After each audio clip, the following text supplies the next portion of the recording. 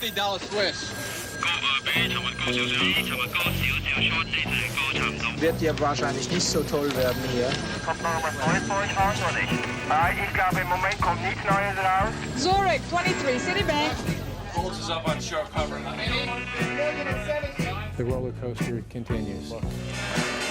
Down 519 points the day before, the market skyrocketed at the open. Happy 35, Murph. About 15 minutes into the trading day, the volatility is still there. Past week has been extraordinarily volatile. For the first time in nearly 150 years, the life expectancy of the rich and poor has widened in England and Wales, according to new research from the University of London. And when the top 0.1% owns as much wealth as the bottom 90% in the richest country on earth, how does that relative poverty destroy every aspect of what it is to be a human being in Western nations? I mean, you have to remember that the vast majority of people who work on Wall Street aren't the super rich. And I think sometimes when we get caught up in debates about inequality, we actually forget that it's about inequality, it's not about poverty. People in the middle really are experiencing a huge amount of job insecurity, pressures to keep up, financial struggles, the housing market, all these things are feeding into a much more insecure environment for the vast majority of people. So this isn't just a question of the very poorest versus anybody who has a little bit of money. And the real money in the world to be made today is not by producing anything at all. It's simply by forms of speculating, basically, making money from money.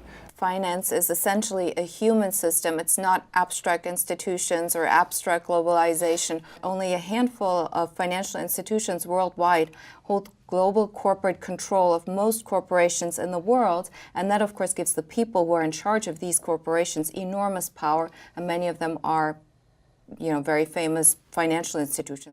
That the world sneezes when the United States catches a cold was proved again today as the leaders of Europe's biggest economies gathered in Paris. The credit crunch and resulting economic slowdown has hit hard here too. And part of the message from these leaders was, don't blame us.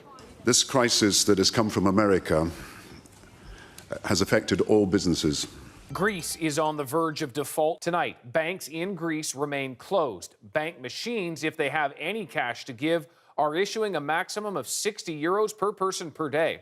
Liquidity will be assured in order to preserve confidence and stability. At least that's the plan. There is one other difference in the European response to the economic crisis, though, a pledge to punish failed bankers. Providing affordable health care is just one of the several challenges facing the Nigerian government. The majority of the young population is unemployed and much of the workforce unpaid. If you don't have money to pay your bills, how will you say you are enjoying? You make money to settle your bills, but now things are just hanging. There's no money. The study done in May 2018 shows that 95% of Ugandans believe that the gap between the poor and the rich is too large, while 81% believe it's the responsibility of government to reduce the gap. The 3.7 billion individuals who make up the poorest half of the global population saw their wealth flatline in 2017, something the group of charities described as unacceptable and unsustainable. In its recent report, the British NGO indicates that 50% of the 7 billion inhabitants of the world are poor. This reality concerns poor countries and the so-called developing countries. I'm doing 500, I'm out of control, but there's nowhere to go, and there's no way to slow.